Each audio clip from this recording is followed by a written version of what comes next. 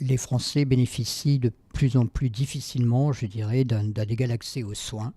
Donc on voit bien, suivant les territoires, que les situations sont extrêmement compliquées.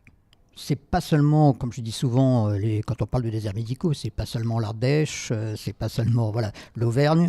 On peut en trouver aussi à Paris, ou on peut en trouver en région parisienne. Voilà, donc c'est vraiment rattaché bien souvent, par exemple, à un quartier dans une ville.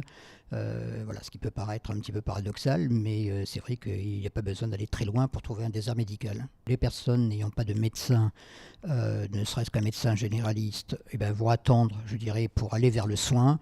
Ils vont plus facilement se tourner, alors aussi avec des questions sociales derrière, ils vont plus facilement se tourner vers les urgences d'un hôpital, ce qui fait que ça encombre en fait l'hôpital. Et puis ensuite, je dirais, dans la prise en charge au quotidien, ça représente une vraie difficulté parce que au-delà du soin, je dirais, si vous n'avez pas un médecin en proximité, c'est toute la remise en question, je dirais, du parcours de soins en tant que tel qui se pose. Je vous prends un exemple très clair, c'est dans les troubles des conduites alimentaires, c'est-à-dire l'anorexie, la boulimie.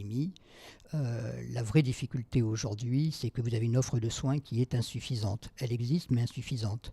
Alors, elle existe dans les grandes villes, auprès des centres hospitaliers. Par contre, dès que vous êtes dans une zone un peu plus reculée, à la campagne, vous n'avez pas, je dirais, de filière de soins, vous n'avez pas voilà, de professionnels spécialisés, et vous avez une prise en charge qui n'est pas du tout égalitaire. Les personnes qui n'ont pas accès à cet égal accès aux soins, en fait, à la campagne, et qui ont un trouble des conduites alimentaires, restent, je dirais, dans leur pathologie, et on se retrouve avec un trouble qui se chronicise. Les trois mesures concrètes, la première mesure en tout cas, c'était de créer des zones de santé prioritaires avec l'appui des collectivités locales pour favoriser, je dirais, la prise en charge sociale des patients.